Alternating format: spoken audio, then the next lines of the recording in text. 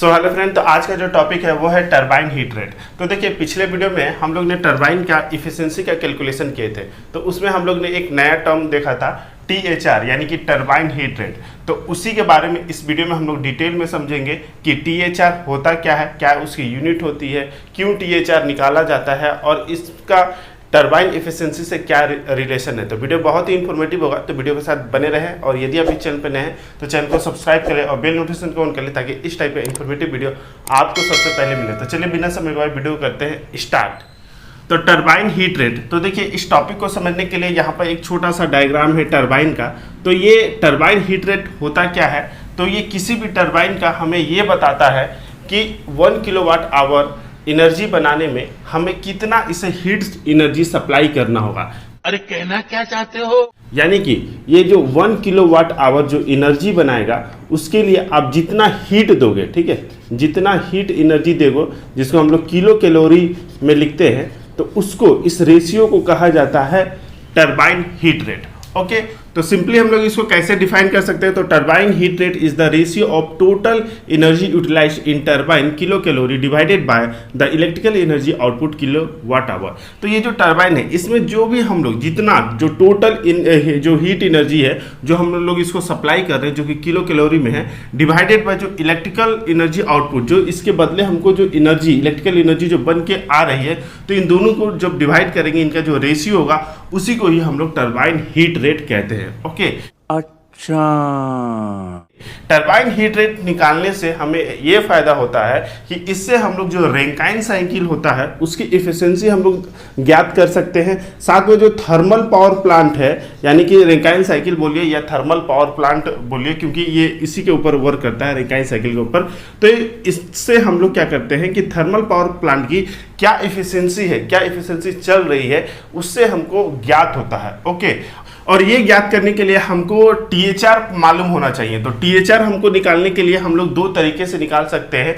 एक होता है GTHR यानी कि ग्रॉस टरबाइन हीट रेट, और एक होता है NTHR यानी कि net turbine heat rate. Okay, तो इन दोनों में क्या डिफरेंस है, इन दोनों एक वर्ड का ही अंतर है, यानी कि ग्रॉस और नेट। तो ग्रॉस और नेट इस वर्ड को समझने के लिए एक बहुत ही बेसिक सा एग्जाम्पल है। जैसे आपकी किसी कंपनी में जॉब लगी तो उस कंपनी वाले ने आपको जॉब ऑफर किया 50,000। ओके, लेकिन जब आपने 1 महीना वहाँ काम किया और जब आपने सैलरी स्लिप देखा तो आपके अकाउंट में जो आया वो 40,000 रुपया आया।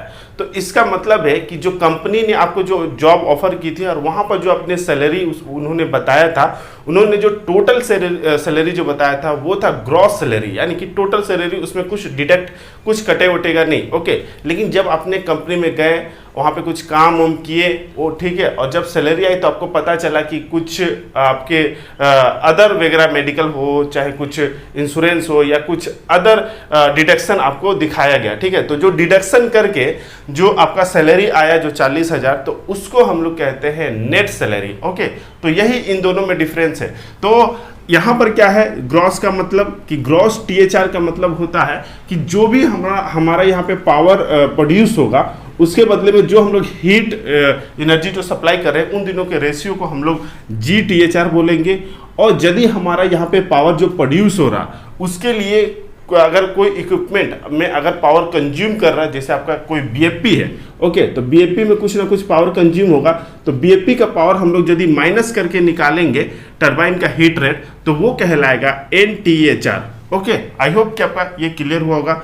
इस टरबाइन हीट रेट को हम लोग बेसिकली इसका जो यूनिट होता है वो होता है किलो कैलोरी पर किलोवाट आवर, यानी कि यहीं से आप समझ सकते हैं कि 1 किलोवाट आवर एनर्जी बनाने में जो आपकी हीट सप्लाई होती है, जितना किलो कैलोरी लगता है उसी को ही टरबाइन हीट रेट कहते हैं, ये इसकी यूनिट होती है। ओके, इस टरबाइन हीट रेट और टरबाइन एफिशिएंसी का आपस में क्या रिलेशन है, तो ये दोनों आपस में इनवर्सली प्रोपोर्शनल होते हैं। जहां कहीं भी अगर टरबाइन हीट रेट की बात आ जाती है वहां पर यानी कि टरबाइन एफिशिएंसी की भी बात आएगी। माइंड सेटअप ये हो जाएगा कि अगर मान लीजिए किसी ने आपका टरबाइन हीट रेट बता दिया तो वहीं से ये कैलकुलेट हो जाएगा कि इसकी जो टरबाइन की जो एफिशिएंसी है या पूरे थर्मल पावर प्लांट की जो एफिशिएंसी है वो ज़्यादा है या कम है। जैसे मान लीजिए कि इसका जो रिलेशन होता है वो इन्वर्सली प्रोपोर्शनल होता है, यानी कि हमारा अगर टरबाइन का हीट रेट अगर ज़्यादा रहेगा तो हमारे टरबाइन का इफिशिएंसी जो है वो डिक्रीज करेगा, और अगर टरबाइन का हीट रेट अगर कम होगा तो इफिशिएंसी इंक्रीज रहेगा। इसलिए ये कोशिश की जाती है कि टरबाइन का हीट रेट जो है वो कम से कम हो, जो भी पॉसिबल इसके फैक्टर होते हैं ताकि इसका हीट रेट कम हो सके उसकी वो पॉसिबिलिटी की जाती है, उसके लिए वो उपाय जो है किए जाते हैं। जैसे आपने बड़े बड़े प्लांटों में देखा होगा कि रीहीटिंग किया जाता है, ठीक है, रीहीट किया जाता है एंड रीजनरेशन को अपनाया जाता है, ठीक है, रीजनरेशन को। ये दोनों क्या होता है, इसको हम लोग ने रैंकाइन वाले जो वीडियो सीरीज था उसमें हम लोग देखे थे, जिसका लिंक मैं डिस्क्रिप्शन बॉक्स में दे दूंगा, वहां देख लीजिएगा। रीहीटिंग और रीजनरेशन कर देने से टरबाइन का जो आपका हीट रेट है वो काफ़ी कम हो जाता है, जिससे हमारे ओवरऑल पावर प्लांट की एफिशिएंसी या टरबाइन की एफिशिएंसी जो है वो इंक्रीज करती है। ओके, तो यही हो गया आज के वीडियो में, जिसमें हम लोग ने टरबाइन हीट रेट को एक बेसिक तौर पर समझा। हम लोग नेक्स्ट वीडियो में एक कैलकुलेशन के माध्यम से, एक न्यूमेरिकल के माध्यम से हम लोग समझेंगे कि किसी भी टरबाइन का हम लोग कैसे हीट रेट कैलकुलेट कर सकते हैं। तो उसमें हम लोग पूरा जो कैलकुलेशन है, पूरा जो फॉर्मूला है उसको हम लोग समझेंगे। तो चलिए हम लोग अब मिलेंगे नेक्स्ट वीडियो में, तब तक के लिए जय हिंद।